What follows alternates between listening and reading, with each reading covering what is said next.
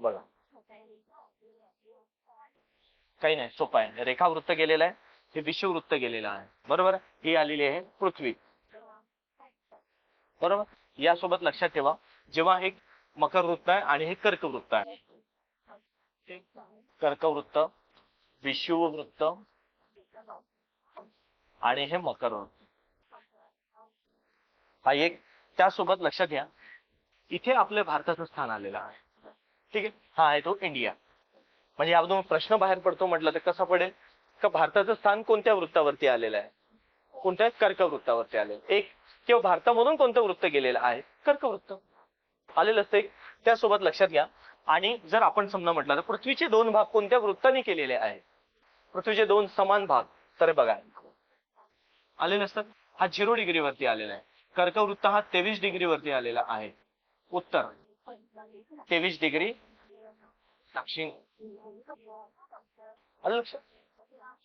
उत्तरेला असल्यामुळे उत्तर, दक्षिणेला असल्यामुळे दक्षिण, बरोबर. कारण यालाच आपण उत्तर गोलार्ध म्हणतो, आलं. आणि यालाच आपण दक्षिण गोलार्ध म्हणतो.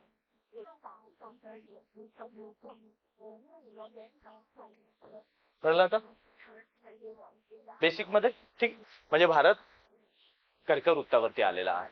म्हणजे भारताचं स्थान कुणाला जर समजा यायचं असेल, हा पूर्ण पृथ्वी आहे, तर यामध्ये भारताचं स्थान विचारलं कर्कवृत्त आपण सांगतो. आता तसंच आपल्याही घराचा ऍड्रेस म्हटलं आपण या नगरमध्ये या चौकात असं सांगतो आपण, ठीक आहे. तसंच भारताचं स्थान, मग भारताचं स्थान विचारलं तर हा उत्तर आणि हा दक्षिण, बरोबर. म्हणजे आणि हा पूर्व आणि हा पश्चिम.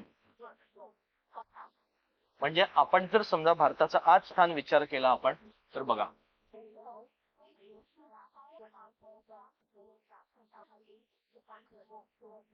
कळलं आता. हे सर्वात महत्वाचं आलेलं आहे की भारत आलेला आहे तो उत्तर पूर्व गोलार्धामध्ये, इंडिया. काढून घ्यायचं, कळले, कळलेलं. मग आता हे जे आलेले असतात हे कर्कवृत्त आलेलं आहे आणि हे विषमकर वृत्त आहे, हे दोन्ही लक्षात ठेवा, ठीक आहे. जाऊ पुढे, ठीक आहे. आता आपण भारतावरती येतो, ठीक आहे. ठीक आहे. मग आता भारताचा नकाशा जर आपण बघायला गेला आपण की भारत कसा आलेला असतो, ठीक आहे. मग त्यामध्ये लक्षात घ्या, भारत हा दक्षिणोत्तर जर बघायला गेलं